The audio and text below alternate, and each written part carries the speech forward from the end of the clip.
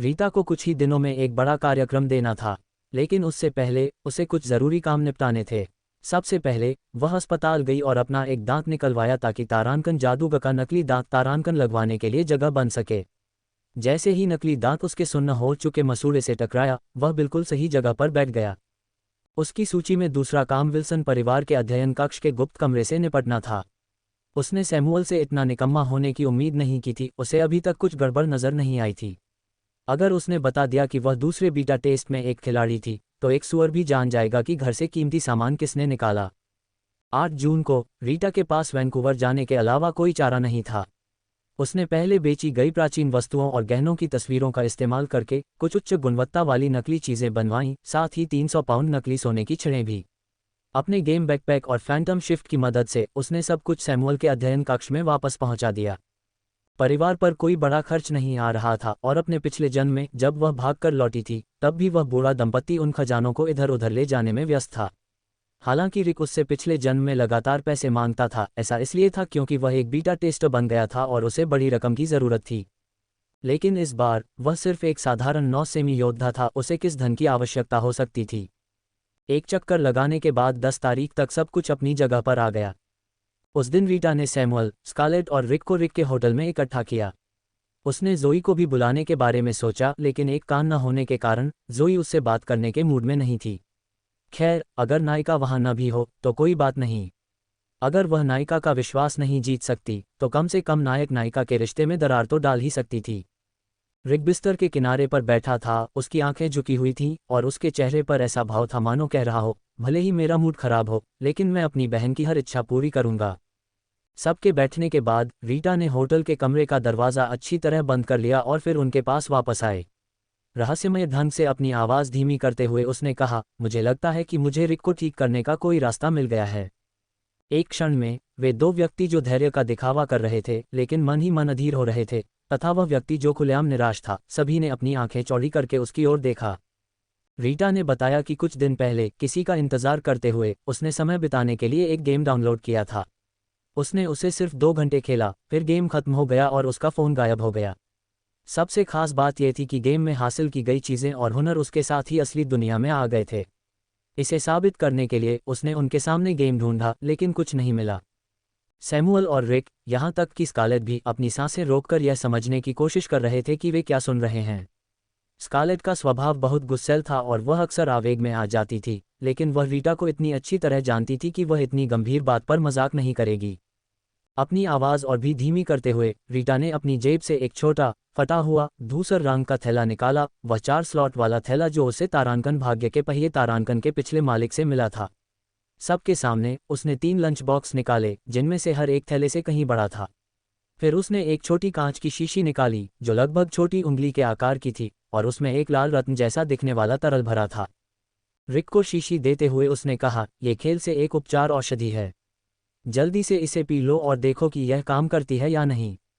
रिक के हाथ कांप रहे थे जब उसने शीशी ली। उसकी आंखें अविश्वास, कृतज्ञता और ईर्ष्या के जटिल मिश्रण से भरी थी जब उसने रीटा को देखा। रीटा ने आग्रह किया, जल्दी से कोशिश करो।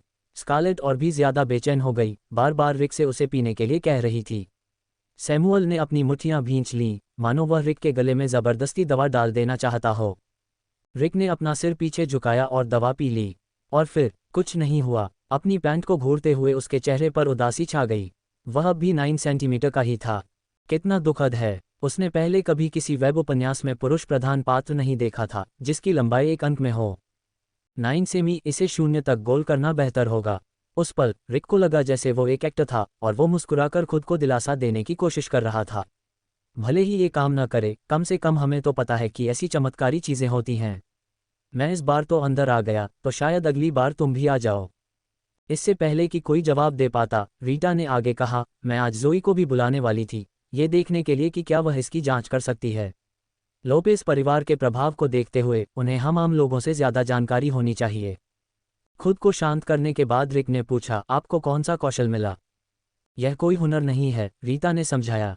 यह एक हुनर है जो मैंने खुद बनाया है।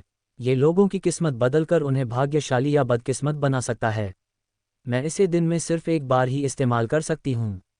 वह मुस्कुराए, कोशिश करना चाहोगी? मैं तुम्हारी किस्मत 10 पर सेट कर सकती हूँ, जो सबसे ज़्यादा है।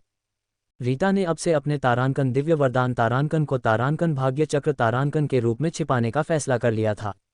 ये क्षमता बहुत उपयोगी थी, ये किसी का भाग्य बदल सकती थी और वह चुन सकती थी कि उसे बताए या नहीं।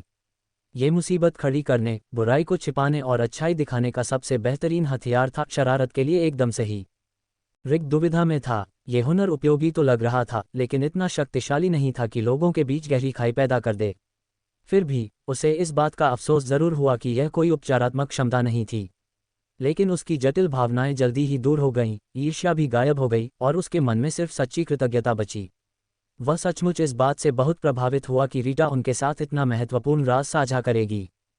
हालांकि रीटा हमेशा अपने लिए कुछ न कुछ रखती थी, उन्हें कभी अपना सारा पैसा नहीं देती थी, फिर भी इस पल ने उन पुरानी शिकायतों को दूर करना शुरू कर दिया।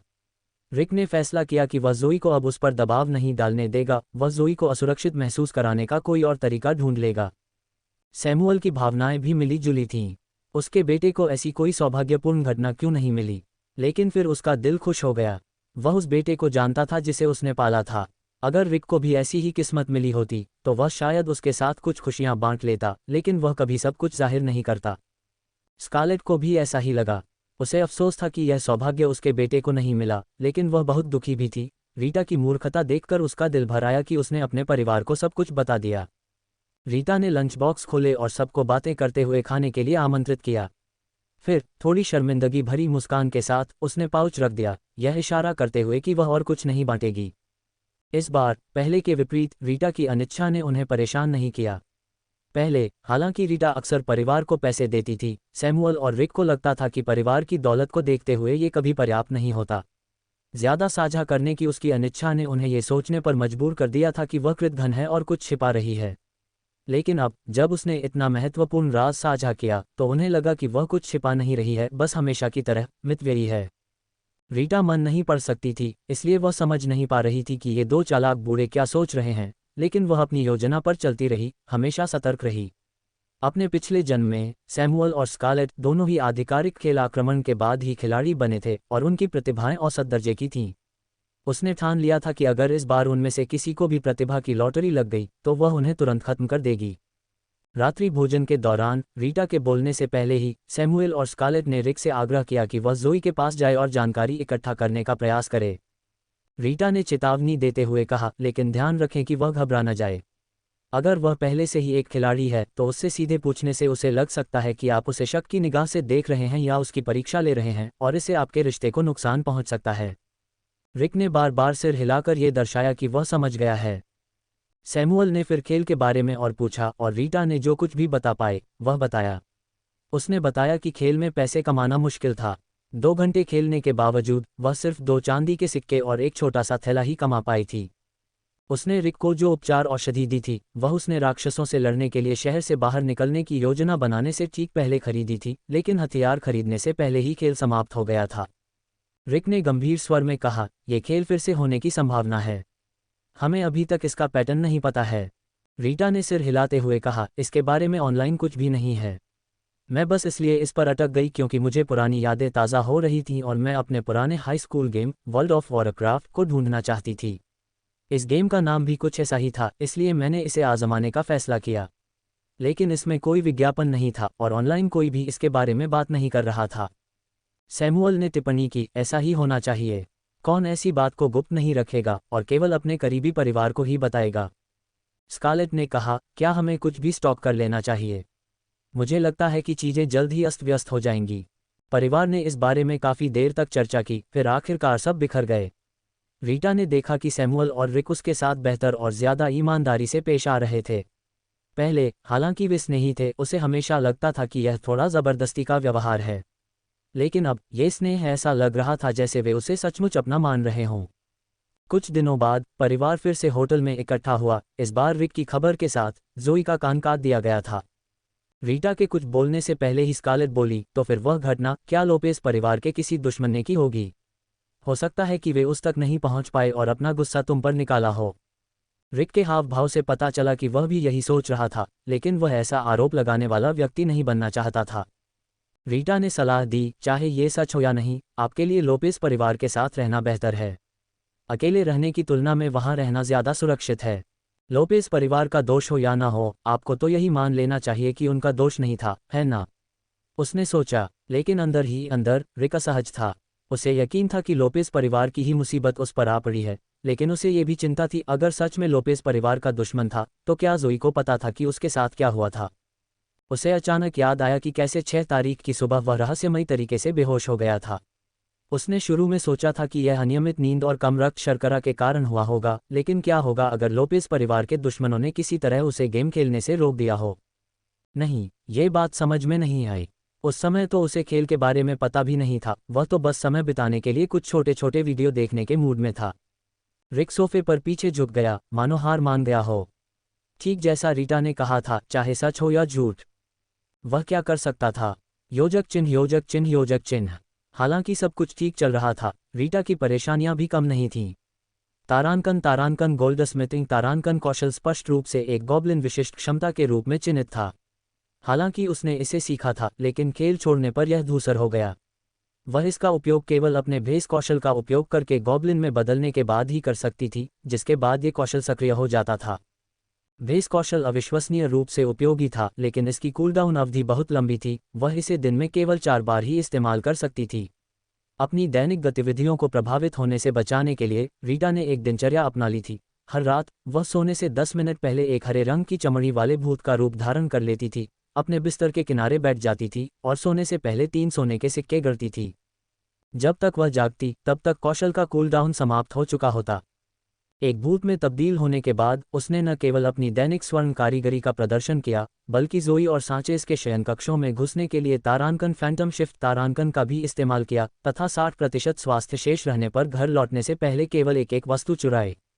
लेकिन सिर्फ 2 दिन बाद उसे पता चला कि जोई के बेडरूम में और लगभग पूरी लोपेज एस्टेट में एक धुंध प्रणाली लगी हुई थी जो किसी तरह की भाप का छिड़काव करती थी। सिर्फ बगीचे या हवेली के अंदरूनी हिस्से में ही नहीं, हर कमरे में यह उपकरण लगा हुआ था। जैसे ही रीटा ने कमरे में धुंध देखी, उसने तुरंत तारांकन फैंटम शिफ्ट तारांकन का इस्तेमाल करके लोपेज एस्टेट छोड़ दिया।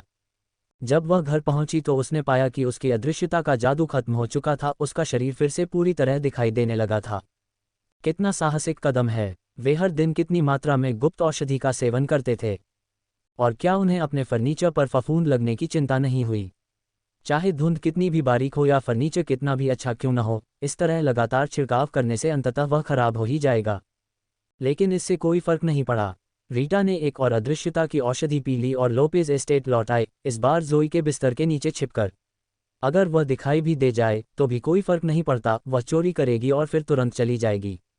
बिस्तर के नीचे से झांककर रीटा को सुकून मिला जब उसने देखा कि लोपेज की संपत्ति में कोई अफरा तफरी नहीं मची थी।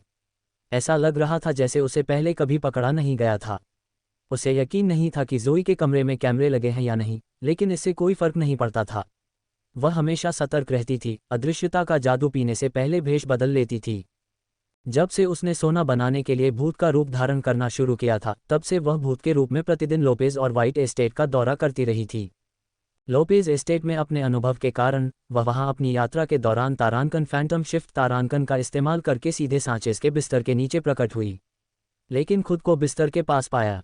नीचे देखने पर उसने देखा कि सांचेज ने बिस्तर बदल लिया था, पुराना बिस्तर सील कर दिया गया था। खुशकिस्मती से व्हाइट एस्टेट ने अभी तक उस धुंध को नहीं अपनाया था।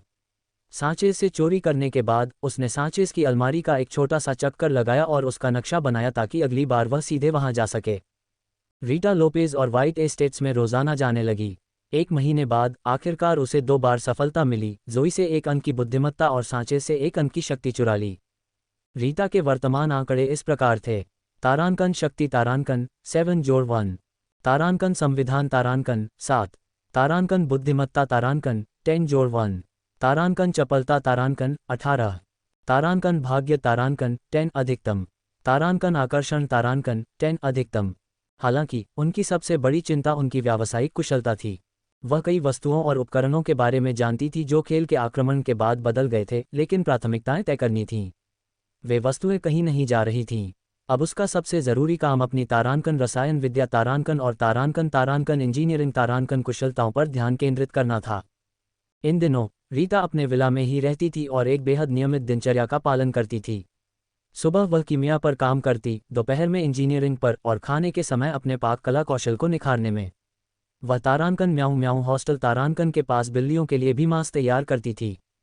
जब से उसने बिल्ली के खिलौने का उपयोग करना शुरू किया है, लगभग हर रात एक बिल्ली उसके विला के बाहर बने बिल्ली छात्रावास में रात बिताती है। रात में वह अपने विला की दूसरी मंजिल पर तीरंदाजी का अभ्यास करती थी और सोने से पहले तारांकन कीमिया नोट्स तारांकन या तारांकन इंजीनियरिंग नोट्स तारांकन पढ़ती थी। सप्ताहांत में वह मछली पकड़ने का अभ्यास करने के लिए अपने विला समुदाय की झील पर जाती थी। खेल के आक्रमण के बाद कई मछलियों की प्रजातियों में उत्परिवर्तन हो गया था और केवल वे ही बेहतर गुणवत्ता वाली मछलियां पकड़ पाते थे जिनकी मछली पकड़ने की क्षमता काफ़ी अच्छी थी। दुर्भाग्य से उन्नत स्तर 77/1,00,000 पर उसकी कीमियागिरी की कला जल्द ही एक बाधा बन गई। उन्नत स्तर पर पहुंचने के बाद वास्तविक दुनिया में आवश्यक जड़ी बूटियां मिलना असंभव हो गया। उसने खेल से लाई गई सारी सामग्री इस्तेमाल कर ली थी। खेल में पोषण बनाना प्रगति पट्टी के पूरा होने का इंतजार करने जितना आसान था, लेकिन असल में रीटा को मानसिक ट्यूटोरियल वीडियो से लेकर पत्र तक हर चरण का पालन करना पड़ता था। कभी कभी एक उन्नत पोषण बनाने में 1 घंटे से भी ज़्यादा समय लग सकता था। उसे सामग्री को ध्यान से मिलाना होता था, तापमान नियंत्रित करना होता था, ये जानना होता था कि कब हिलाना है और अगली जड़ी बूटी कब डालनी है। हालांकि उसे लगता था कि वह हर कदम को बखूबी दोहरा रही है, फिर भी नतीजा अक्सर नाकामी के रूप में सामने आता था। हालांकि कभी कभी नाकामी भी उसे 1 या 2 अनुभव अंक दिला देती थी। कॉलेज प्रवेश परीक्षा से पहले भी उसने इतनी मेहनत से पढ़ाई नहीं की थी। इंजीनियरिंग के साथ भी यही स्थिति थी। उन्नत और शुरुआती या मध्यवर्ती स्तर के बीच का अंतर रात और दिन जैसा था। शुरुआती और मध्यवर्ती स्तर पश्चिमी चिकित्सा की तरह थे, सब कुछ स्पष्ट था। एक बार आवश्यक ज्ञान प्राप्त हो जाने पर सही उत्तर ही सही उत्तर होता था। एक बार निदान हो जाने पर बड़े बड़े डॉक्टर भी उसे बदल नहीं सकते थे। दूसरी ओर उन्नत स्तर पारंपरिक चीनी चिकित्सा पद्धति की तरह ही थे। प्रत्येक चिकित्सक का दृष्टिकोण अलग हो सकता था, कभी कभी पूरी तरह से विरोधाभासी, फिर भी सभी प्रभावी हो सकते थे। अवयवों के बीच संबंध अक्सर अस्पष्ट होते थे और कभी कभी वीडियो ट्यूटोरियल बदल जाते थे।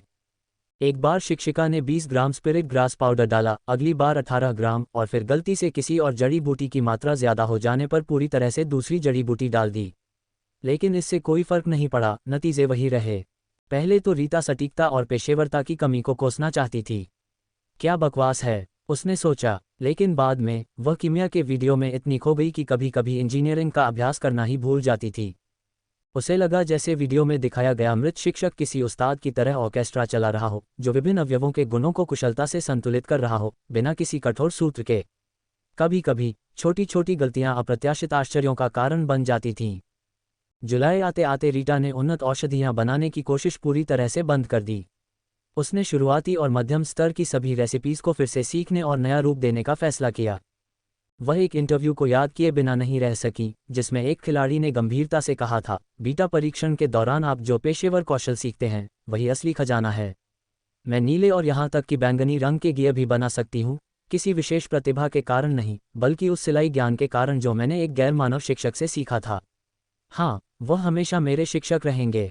भले ही हम युद्ध के मैदान में मिलें और मरते दम तक लड़ें, भले ही आप सभी मुझे देशद्रोही कहें, मैं तब भी यही कहूँगा कि वह अमानवीय व्यक्ति मेरा गुरु था। हालांकि 1 जुलाई को ज़ोई ने अचानक घोषणा की कि वह पूरे विल्सन परिवार को खाने पर आमंत्रित करना चाहती है। जब बड़ी बेटी ने आपको आमंत्रित किया तो यह वास्तव में निमंत्रण नहीं था, यह एक आदेश जैसा था। रीटा ने खुद को तैयार किया और रेस्टोरेंट चली गई। जब वह निजी कमरे में दाखिल हुई तो उसे एहसास हुआ कि वह आखिरी व्यक्ति नहीं थी। सैमुअल और स्कारलेट पहले से ही अंदर बैठे हुए थे। आने से पहले रीटा ने अपने कैरेक्टर पैनल को ध्यान से जांचा था, अपने सारे उपकरण और सामान अपनी थैलियों में रख लिए थे और अपने 2 36 स्लॉट वाले बैग अपने जादूगर के नकली दांत के अंदर छिपा दिए थे। अब उसके पास सिर्फ एक छोटा सा 4 स्लॉट वाला थैला था। आधे घंटे बाद अंगरक्षकों ने दरवाजा खोला और मोनोकल पहने ज़ोई सबसे पहले अंदर आए। रीटा, सैमुएल और स्कारलेट सभी ने मुस्कुराकर उसका स्वागत किया। ज़ोई ने अपना हेयर स्टाइल बदल लिया था। पहले ये लंबा और सीधा होता था, कानों के पीछे बड़े करीने से टिका हुआ, लेकिन अब इसे 2:8 के अनुपात में लहराते हुए स्टाइल किया गया था। बेशक यह उसके सिर के दाहिने हिस्से के खाली हिस्से को ढकने के लिए था।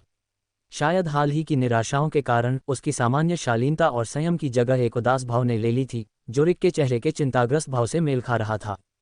ये लगभग हास्यास्पद था। वह अब 9 सेमी लंबा योद्धा था और उसकी एक कान गायब थी। कौन इनकार कर सकता था कि वे एकदम सही जोड़ी थे। रीटा ने ज़ोई के नए मोनोकल पर ज्यादा ध्यान नहीं दिया। वह आसानी से अंदाज़ा लगा सकती थी कि शायद ये किसी तरह की चीज़ होगी, वरना कान से वंचित व्यक्ति कान में लगाने वाली किसी भी चीज़ को मनोवैज्ञानिक रूप से अस्वीकार कर देता। हर बार जब जोई मोनोकल पहनती या उतारती तो यह उसके लिए मनोवैज्ञानिक पीड़ा होती, भले ही वह सिर्फ मोनोकल ही क्यों न हो। जोई का मोनोकल वाकई एक डिटेक्शन आइटम था। हालांकि यह रीटा द्वारा पहले हासिल किए गए तारांकन चावेज मास्क तारांकन जितना अच्छा नहीं था, फिर भी यह एक बी ग्रेड आइटम था। डिटेक्शन उपकरण दुर्लभ थे, इसलिए बी ग्रेड वाला उपकरण मिलना एक बड़ी उपलब्धि थी, खासकर ये देखते हुए कि लोपेस परिवार की 3 शाखाओं ने अपने संसाधन जुटाए थे और 10 से ज़्यादा लोगों को बीटा टेस्ट में भेजा था। दरअसल पहले बीटा टेस्ट में एक ग्रेड आइटम मिलना सचमुच किस्मत का खेल था। उसके 2 भाई, खैर छोड़ो भी, पहले बीटा टेस्ट के बारे में सोचने का कोई मतलब नहीं था, खासकर जब उसने उसे उसके खोए हुए कान की याद दिला दी। जैसे ही वह अंदर दाखिल हुई, जोई ने रीटा पर अपनी जांच वस्तु का प्रयोग किया, लेकिन उसने केवल वही देखा जो रीटा उसे दिखाना चाहती थी। तारांकन चरित्र तारांकन, रीटा स्तर 0.001%। तारांकन दिव्य उपहार तारांकन, अज्ञात। तारांकन जाति तारांकन, मानव। तारांकन नस्लीय प्रतिभा तारांकन, पता न चलने वाला। तारांकन एचपी तारांकन, 100/100।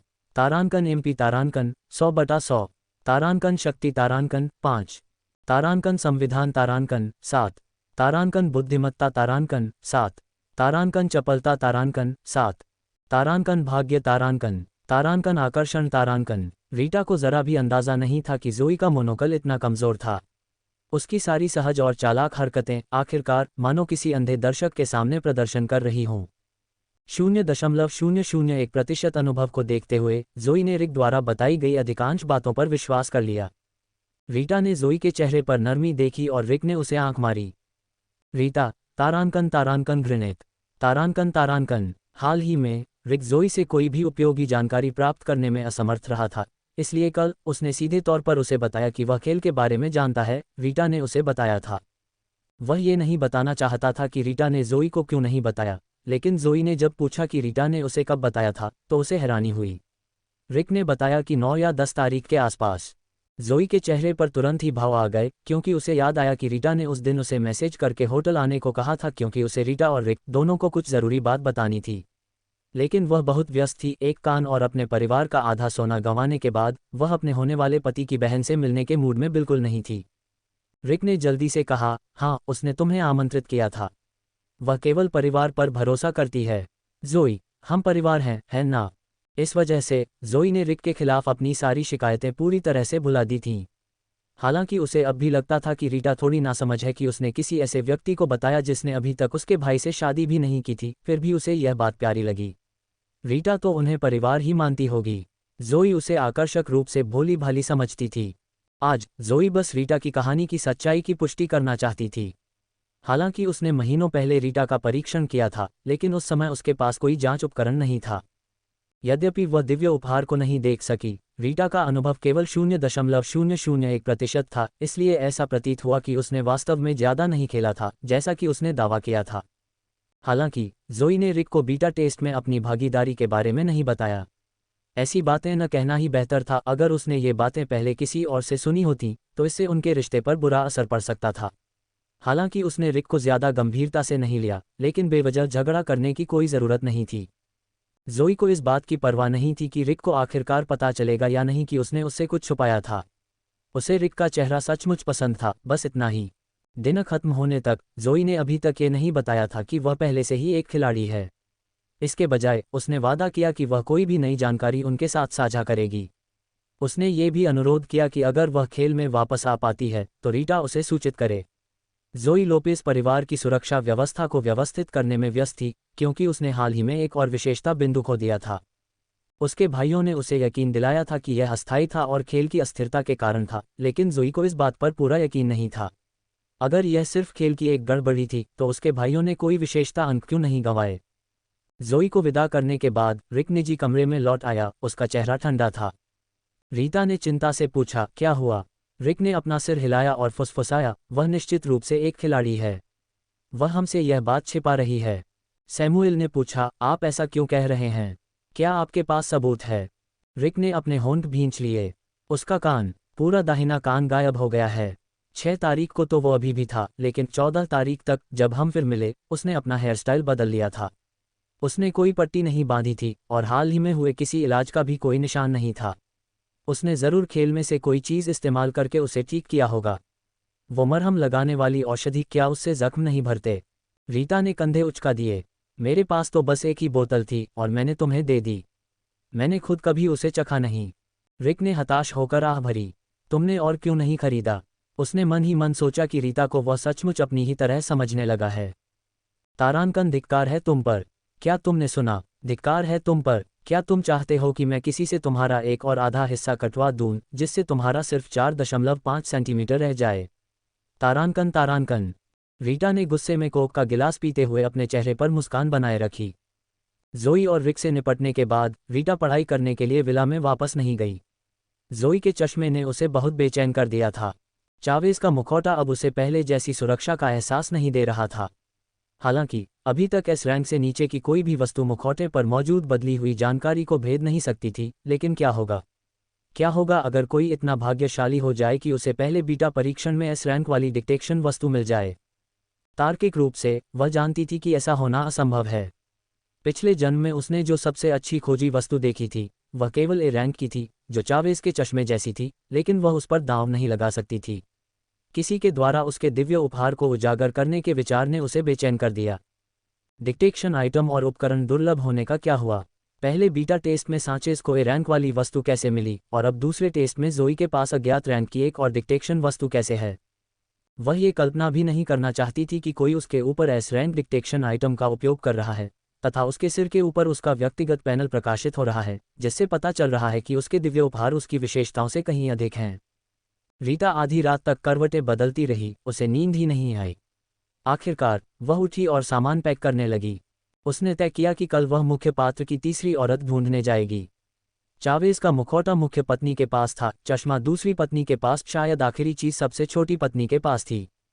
बेशक रीटा मुख्य पात्र की सबसे छोटी पत्नी को जानती थी।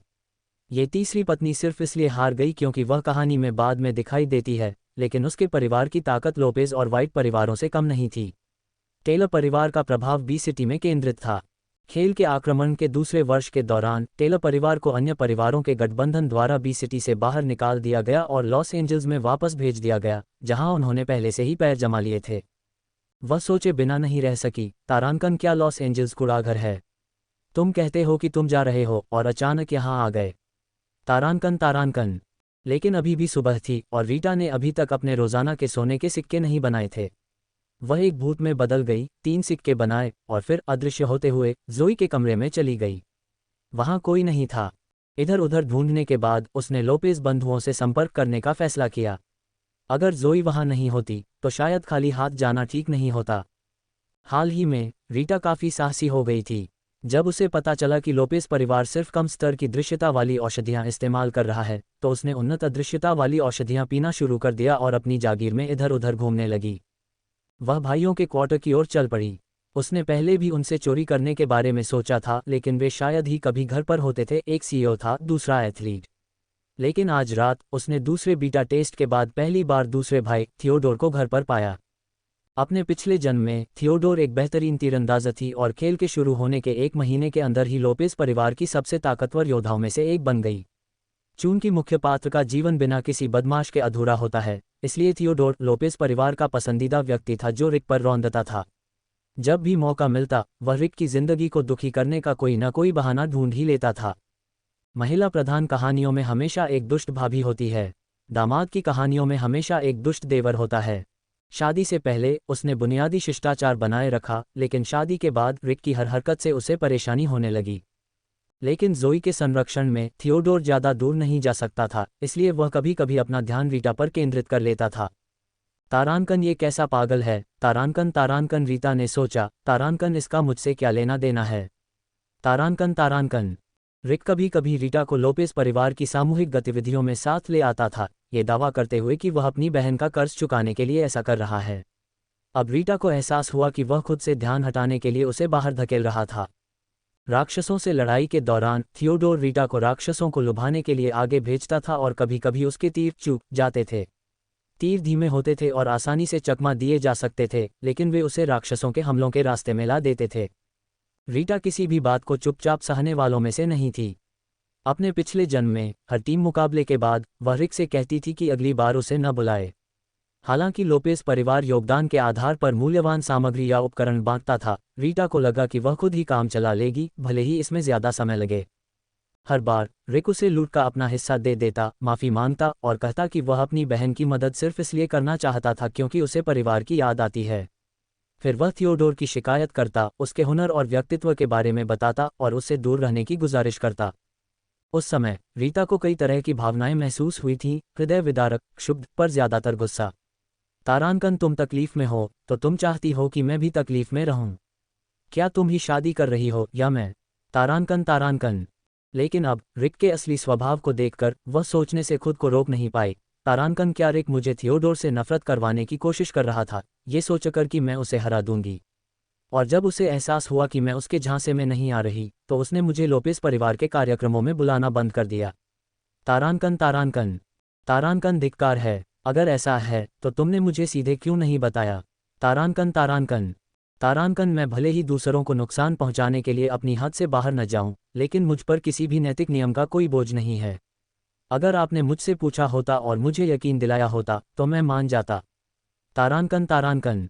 अपने बिस्तर पर सो रहे थियोडोर को घूरते हुए रीटा का गुस्सा और बढ़ता गया। ओलंपिक खत्म हो चुके थे और अगला ओलंपिक 1980 तक नहीं था। यह इतना दूर था कि रीटा को खुद को रोकने की कोई ज़रूरत नहीं महसूस हुई। उसने तारांकन भाग्य का पहिया तारांकन इस्तेमाल करके थियोडोर की किस्मत को एक परला दिया और फिर बार बार तारांकन, मुझे ये चाहिए, ये और ये तारांकन कहना शुरू कर दिया। आज रात सोने का उसका कोई इरादा नहीं था। थियोडोर से निपटने के बाद वह सांचेज से मिलने जाएगी और फिर सीधे हवाई अड्डे के लिए रवाना होगी।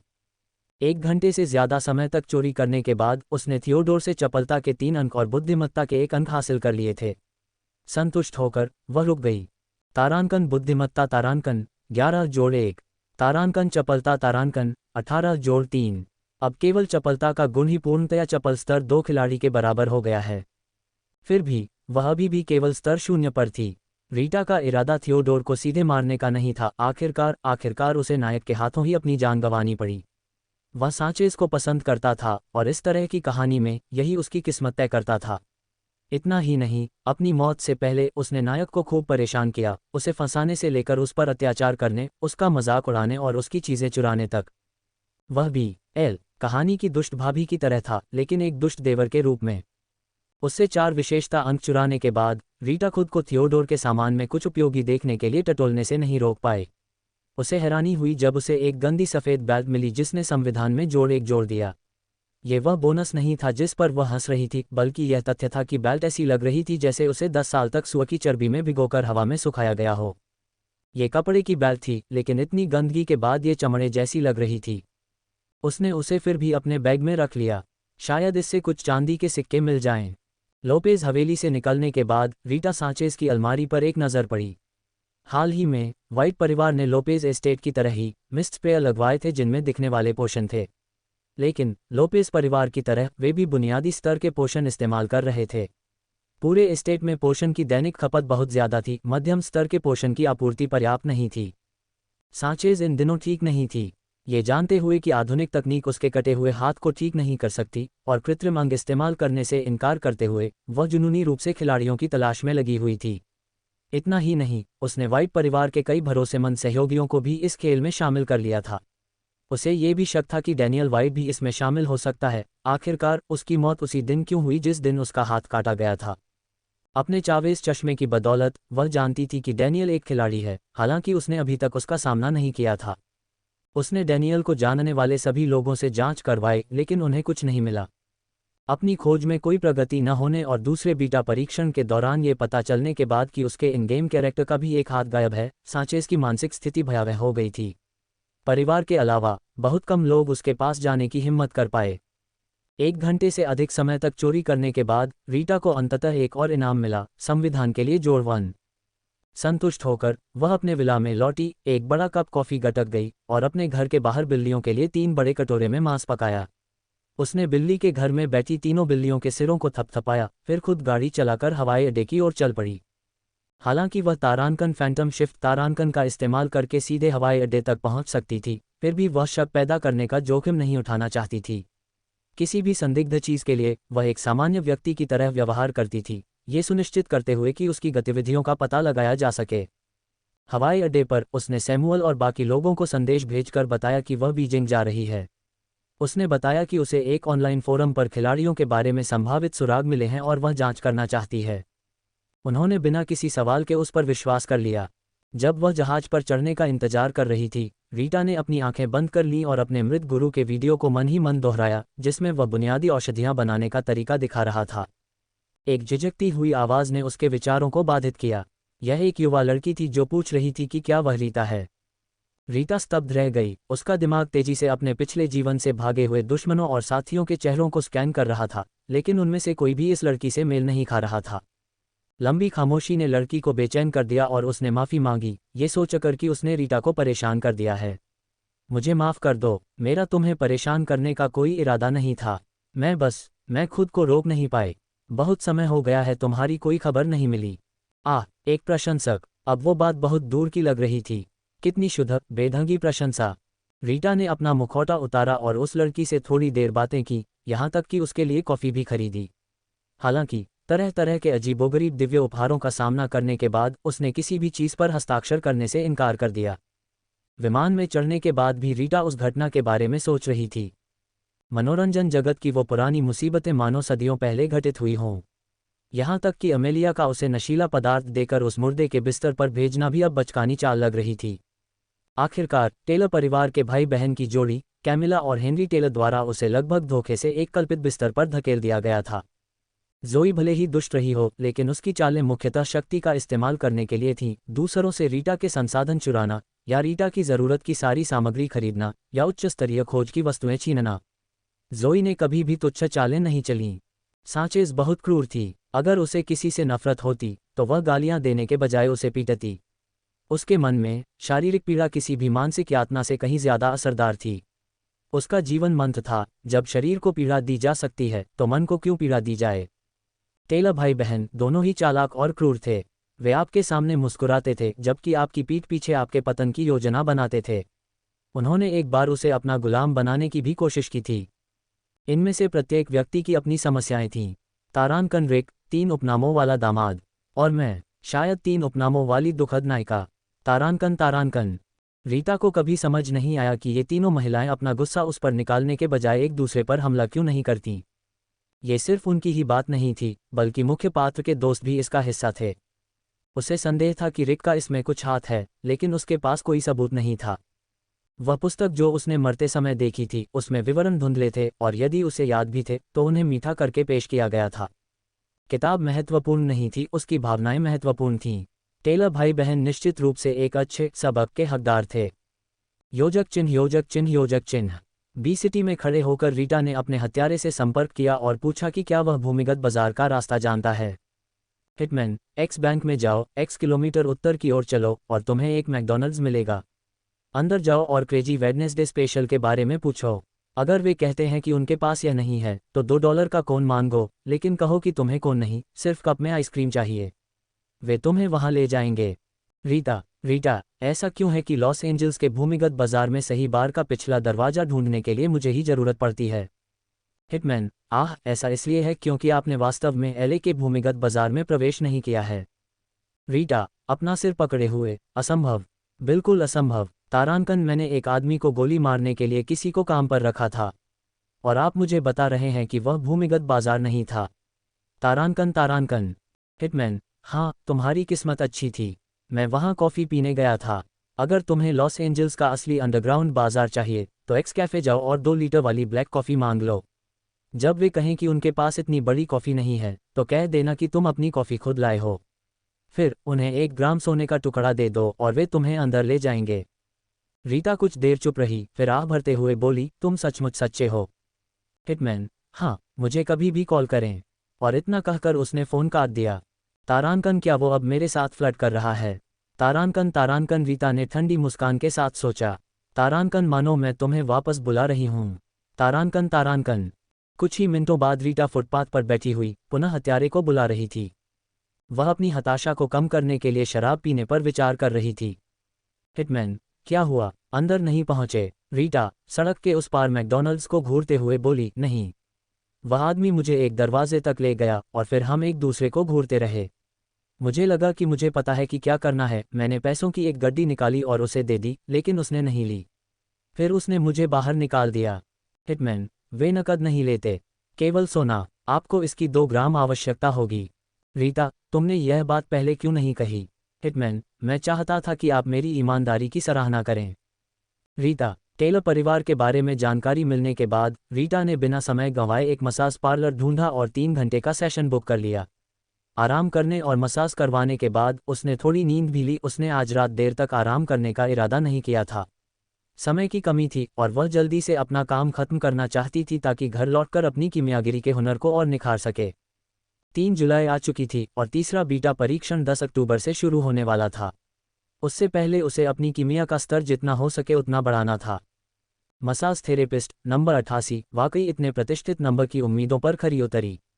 रीटा के 3 घंटे पूरे होने तक उसे लगा जैसे उसने पूरी रात सोई हो।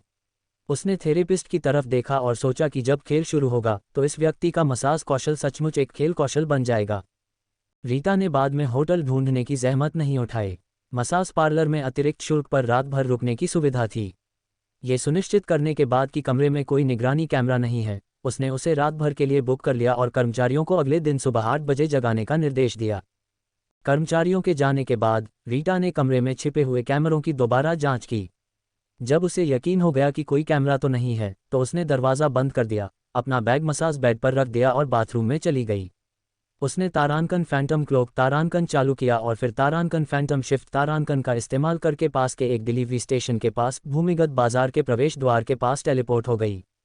वह संदिग्ध जगहों पर सामान पहुंचाने के लिए दूसरों पर निर्भर रहना पसंद नहीं करती थी।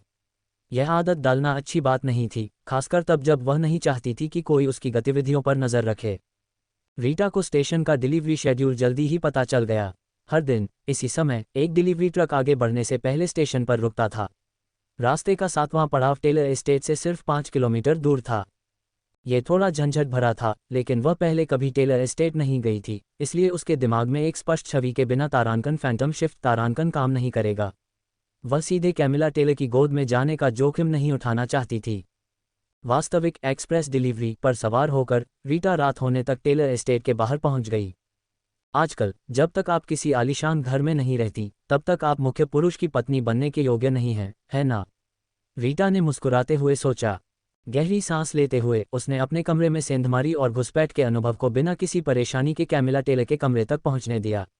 जहां तक हेनरी टेलर की बात है, उसकी तरह वह भी मुख्य पात्र का रिश्तेदार था, लेकिन उनकी परिस्थितियां जमीन आसमान एक जैसी थीं।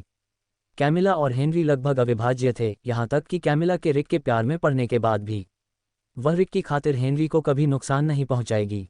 रीता को अपने पिछले जीवन में उनके रिश्ते से बहुत ईर्ष्या होती थी। हालांकि आज रात का मुख्य लक्ष्य बदला लेना नहीं था, चावेज सेट का आखिरी टुकड़ा हासिल करना था। अपनी औषधियां लेकर वह सीधे कैमिला टेलर के कमरे में चली गई, लेकिन हमेशा की तरह बिस्तर के नीचे छिपने के बजाय उसे एहसास हुआ, अरे वाह, बिस्तर के नीचे तो ठोस लकड़ी थी। कोई अन्य विकल्प न होने पर वह बिस्तर के पायदान पर पालथी मारकर बैठ गई। इस बात के लिए आभारी थी कि उसने तारांकन फैंटम क्लॉक तारांकन सीख लिया था। उसने अपनी निगाहें नीची रखीं, क्योंकि उसे पता था कि कभी कभी नींद में भी लोगों को यह एहसास हो जाता है कि कोई उन्हें देख रहा है। पहले उसने कैमिला की किस्मत को एक पर लाने के लिए तारांकन भाग्य का चक्र तारांकन इस्तेमाल किया। फिर सुरक्षा के लिए उसने उस पर तारांकन नींद का जादू तारांकन फेंका। रीटा ने खुद को नहीं रोका और कैमिला पर बार बार तारांकन मुझे ये चाहिए, ये और ये तारांकन डालते हुए कम स्तर के मैना पोषण गटकने लगी। तारांकन बुद्धिमत्ता जोड़ 1, तारांकन तारांकन तारांकन बुद्धिमत्ता जोड़ 1, तारांकन तारांकन तारांकन चावेज हेड जोड़ 1, तारांकन तारांकन। बिंगो, वह तुरंत रुक गई। ये टोपी, उसने इसे अपनी पिछली जिंदगी में देखा था। ये चावेज सेट का आखिरी टुकड़ा था। कितना घिसा पिटा, जाहिर है ये नायिका का मानक पहनावा होगा। उत्साहित होकर रीटा ने जल्दी से टोपी की जांच की। तारांकन तारांकन चावेज हेड 3/3 ए रैंक तारांकन तारांकन। यहां तक कि एक दृष्टा भी जो भाग्य की नदी को पार कर सकता है, भले ही उसके कौशल और उपकरण ए रैंक या उससे नीचे के हों, आपके ठिकाने का पता नहीं लगा सकता। प्रभावी होने के लिए इसे पहनना जरूरी है। तारांकन। जब उसने तारांकन चावेज चश्मा तारांकन और तारांकन चावेज मास्क तारांकन निकालकर टोपी के साथ रखा तो तीनों चीजों से एक हल्की सी चमक निकली। धीरे धीरे वे एक नाजुक चांदी की पॉकेट घड़ी में बदल गए। तारानकन चावेस का समय एस रैंक तारानकन। तुम्हें ये जानने की ज़रूरत नहीं है कि मैं कौन हूँ, कहाँ हूँ या क्या कर रहा हूँ। मैं बस जल्दी में हूँ। तारानकन कौशल 1 भेस तारानकन आप अपने बारे में कुछ भी छिपा सकते हैं और ये तुरंत प्रभावी होता है। तारानकन कौशल 2 अंतर्दृष्टि तारानकन आप जो चाहें जानकारी प्राप्त कर सकते हैं। विस्तृत जानकारी 10 मन प्रति सेकंड खर्च करती है। इकोनॉमी मोड केवल बुनियादी जानकारी दिखाता है और 1 मन प्रति मिनट खर्च करता है। तारानकन कौशल 3 छिपाव तारानकन आप किसी भी व्यक्ति या चीज़ से भविष्यवाणी नहीं कर सकते। अगर कोई आपको टोकेगा तो आपको उसकी उपस्थिति का आभास हो जाएगा। तारानकन चावेस सर्वश्रेष्ठ हैं। एसएसएस श्रेणी के द्रष्टाओं के खिलाफ भी उन्हें बस कोहरा ही दिखाई देगा। चावेज तारानकन सेट स्किल मैं जल्दी में हूँ। तारानकन अपनी दृष्टि रेखा के भीतर किसी भी स्थान पर तुरंत टेलीपोर्ट करें 5 मीटर दूर तक। Cooldown 10 second. तारानकन जैकपॉट तारानकन रीटा ने गहरी सांस ली और घड़ी का इकोनॉमी मोड चालू करके तुरंत जानकारी हासिल की। देखते ही देखते खिलाड़ियों के ऊपर नीले रंग का एक हल्का सा अक्षर तैरता हुआ दिखाई दिया, बिल्कुल खेल की तरह। नाम, लेवल और स्वास्थ्य व मन का प्रतिशत। उदाहरण के लिए कैमिला के सिर के ऊपर था। तारानकन कैमिला टेलर स्तर 0 100% 100%।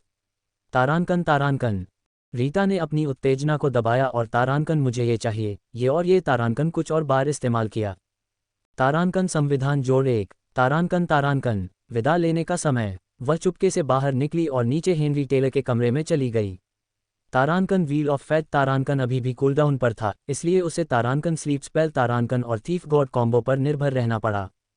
रात भर काम करने के बाद वह हेनरी से केवल जोड़ 2 संविधान प्राप्त करने में कामयाब रही। भोर में जब वह टेलर एस्टेट से निकली तब तक उसके अद्यतन आंकड़े इस प्रकार थे। तारानकन स्वास्थ्य तारानकन 150/150। तारानकन मन तारानकन 200/200। तारानकन शक्ति तारानकन 8। तारानकन संविधान तारानकन 8+3। तारानकन बुद्धिमत्ता तारानकन 12+2। तारानकन चपलता तारानकन 21। तारानकन भाग्य तारानकन 10 अधिकतम। तारानकन करिश्मा तारानकन 10 अधिकतम। आखिरकार उसकी सेहत बढ़ने लगी थी। संविधान एक महत्वपूर्ण आंकड़ा था जो स्वास्थ्य, रक्षा, जादू प्रतिरोध, मानसिक प्रतिरोध और रिकवरी दरों को प्रभावित करता था। उसकी शुरुआती संविधान संख्या 6 थी और जबकि पिछली बढ़ोतरी से उसकी सेहत नहीं बढ़ी थी, अब जब वह 10 से ज़्यादा हो गई थी तो संविधान के हर अतिरिक्त अंक से 50 स्वास्थ्य अंक जुड़ गए। प्रत्येक स्तर ऊपर जाने पर इन संख्याओं में भी वृद्धि होगी, हालांकि सटीक वृद्धि निश्चित नहीं है। उच्च संविधान वाले लोगों को अधिक बोनस मिलेगा। उसकी बढ़ी हुई बुद्धि के कारण उसका मन भी 300 तक बढ़ गया था।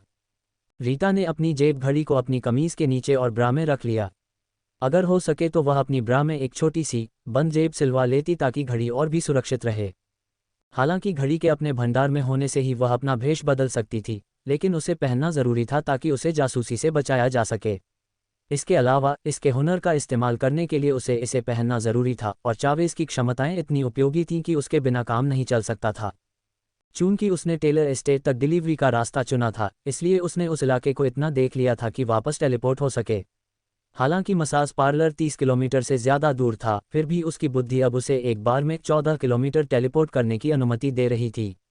तारानकन फैंटम शिफ्ट तारानकन के 3 इस्तेमाल के बाद वह पार्लर के बाथरूम में वापस आ गई। उसने स्नान किया, कपड़े बदले, दरवाज़ा खोला और थकान से गिरने से बचने के लिए वापस बिस्तर पर लेट गई। सुबह 8 बजे जब स्टाफ ने उसे जगाया तो उसने 3 घंटे का एक और सत्र बुक किया और दोपहर तक सोती रही। उसके बाद उसने दोपहर का भोजन किया। अब उसे ये तय करना था कि कैमिला और हेनरी टेलर के लिए किस प्रकार का उपहार छोड़ा जाए। वह उन्हें आसानी से नहीं छोड़ सकती थी, खासकर तब जब उन्होंने एक बार उसकी पीठ पर एक गुलामी का अनुबंध लिख दिया था। उस समय रिक उसे बचाने के लिए झपट्टा मार कर आया था, लेकिन पीछे मुड़कर देखने पर रीटा को एहसास हुआ कि समय में कुछ गड़बड़ थी। उसने अनुष्ठान पूरा होने तक इंतजार क्यों किया था? वह कैमिला को मरना नहीं चाहता था, वह ऐसा कर भी नहीं सकता था। बदला लेने के लिए उसे जिंदा रहना जरूरी था। तारानकन मुझे पहले उन्हें कष्ट देना होगा, तभी और सिर्फ तभी उन्हें मारने से मुझे शांति मिलेगी। तारानकन किसी दुश्मन को इतनी जल्दी मार देना ऐसा लगता था जैसे 10 दिन तक भूखे रहने के बाद आप एक ऐसे बुफे में जा रहे हों जिसमें आप केवल स्वास्थ्य के लिए चिकन सलाद खाकर पेट भर लें। यदि वह उन्हें एक ही वार में मार गिराती तो वह आधी रात को जाग जाती और खुद को थप्पड़ मारती। तारानकन तुमने सचमुच उन्हें इतनी आसानी से मार डाला। तारानकन रीटा को पूरी तरह यकीन नहीं था कि डिजिटलीकरण के बाद भी किसी व्यक्ति का शरीर बीमारियां पकड़ सकता है, लेकिन जहर देकर इसमें संभावना जरूर थी। आखिरकार पुरुष और महिला नायक को एक साझा बीमारी से जोड़ने का इससे बेहतर तरीका और क्या हो सकता है। वह भूमिगत बाजार गई और कुछ जहरीले पदार्थ खरीद लिए। विक्रेता ने उसकी अनाड़ीपन और अज्ञानता को भांप लिया और सावधानी से चेतावनी दी, अगर तुमने पहले कभी इन चीज़ों का लेन देन नहीं किया है तो अब रुकने का समय है। तुम अब भी वापस आ सकती हो। 50 वर्षीय पुरुष का वेश धारण किए हुए रीटा ने सहजता से पैसे सौंपते हुए कहा, ओह, यह मेरे लिए नहीं है, ये किसी और के लिए है। लेन देन पूरा करने से पहले विक्रेता ने उसे ऐसे देखा जैसे वह धरती का मैल हो। रीटा ने उसे घृणा भरी नज़रों से देखा और सोचा, तुम तो कूड़े से भी बदतर हो। तारांकन। अपने नए औजार हाथ में लिए रीटा अपने अगले कदमों पर विचार कर रही थी। इतनी दूर आ जाने के बाद वह यूं ही बेकार बैठने वाली नहीं थी। उसे बेचैनी महसूस हो रही थी, मानो कुछ न करने पर उसकी हड्डियां खुजलाने लगती हों। वह एक कालाबाजारी वाले डॉक्टर के पास भी गई ताकि पता चल सके कि कहीं वह बीमार तो नहीं है। डॉक्टर ने बिस्तर के पास के शिष्टाचार की जरा भी परवाह न करते हुए उसकी तरफ देखा और कहा, यह कोई बीमारी नहीं है, ये तो सिर्फ इसलिए है क्योंकि तुम कंजूस हो। रीटा, अरे ये तो बहुत कड़ा है। कोई आश्चर्य नहीं कि ये आदमी असली डॉक्टर नहीं है। तारांकन। लेकिन यह आसपास का इकलौता क्लिनिक था और वे कई तरह की सेवाएं देते थे। उसने अपने डीएनए की जांच के लिए बालों की 2 लंटें छोड़ दी, एक जब वह भेष बदलकर आई थी और एक खुद की। नतीजों का इंतजार करते हुए उसने बी सिटी में उन उत्परिवर्तित चीज़ों की खोज करने का फैसला किया जिनके बारे में उसने अपने पिछले जन्म में सुना था। उसे बड़े आकार की चीज़ों या युद्ध के मैदान में इस्तेमाल होने वाली चीज़ों में कोई दिलचस्पी नहीं थी, न ही उसे निजी खजानों की परवाह थी जो उनके मालिकों के लिए बहुत कीमती हों। उसे बस एक ऐसी चीज़ चाहिए थी जिसके साथ दुर्भाग्य की कहानी जुड़ी हो और अधिमानतः किसी ऐसे व्यक्ति की हो जिससे उसकी कोई दुश्मनी हो। पास के एक कैफ़े में कॉफ़ी खत्म करने के बाद उसे एहसास हुआ कि उसे कोई भी ऐसी उल्लेखनीय चीज़ नहीं सूझ रही जो इस काम के लिए उपयुक्त हो। ज़्यादातर प्रसिद्ध उत्परिवर्तित वस्तुएं या तो अपने मालिक के जीवन में भारी सुधार लाती थीं या उनके लिए बड़ी मुसीबतें लाती थीं, आमतौर पर पहली वाली चीज़।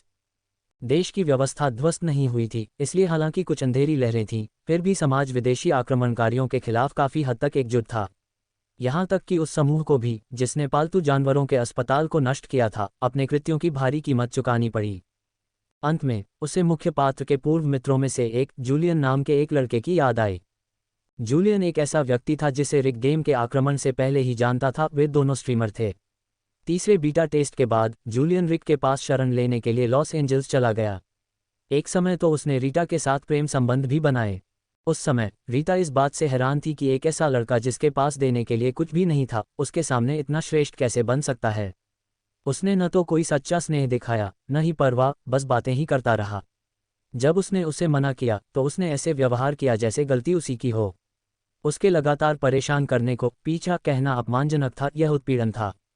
रिक ने कभी भी जूलियन का खुलकर समर्थन नहीं किया, लेकिन उसने उसे रोका भी नहीं। पीछे मुड़कर देखने पर रीटा को शक हुआ कि ऐसा इसलिए था क्योंकि वे दोनों खिलाड़ी थे और उसके जैसे गैर खिलाड़ियों को अपने से नीचे समझते थे। जूलियन का तारांकन दिव्य उपहार तारांकन कुछ खास मजबूत नहीं था, सिर्फ एक ए रैंक जो पुरुष और महिला मुख्य किरदारों के एस रैंक की तुलना में कुछ भी नहीं था। रीटा का ए रैंक उपहार भी उससे बेहतर था। हालांकि जूलियन के पास एक उत्परिवर्तित वस्तु थी जो खेल के आक्रमण के बाद बदल गई थी, जिससे वह रिक के साथ रह सकता था। यह एक छोटी सी मूर्ति थी जिसके साथ वह हमेशा खेलता था। उत्परिवर्तित होने के बाद यह उसका अनुबंधित पालतू जानवर बन गया, एक कठपुतली जो लड़ सकती थी और कौशल भी दिखा सकती थी। इसके आंकड़े उसके मालिक के 80% थे और मरने पर फिर से जीवित हो जाती थी। सबसे अच्छी बात, सभी बंधे हुए उपकरणों की तरह पालतू जानवर को भी चुराया नहीं जा सकता, भले ही उसका मालिक मर जाए। रीटा जूलियन की मूर्ति चुराने की योजना नहीं बना रही थी। हालांकि जूलियन एक बदमाश था, लेकिन वह असली खतरे से ज्यादा एक झुंझलाहट था। हाँ, वह असभ्य था, उसका व्यवहार खराब था, वह उसे अनुचित तरीके से घूरता था और अक्सर रिक से शिकायत करता था कि उसके साथ बहुत नरमी बरती जाती है। कई बार तो छापेमारी के दौरान जूलियन की कठपुतली उसे छोड़कर बाकी सबकी रक्षा करती थी। लेकिन इन सब बातों के बावजूद उसे मारना उचित नहीं था।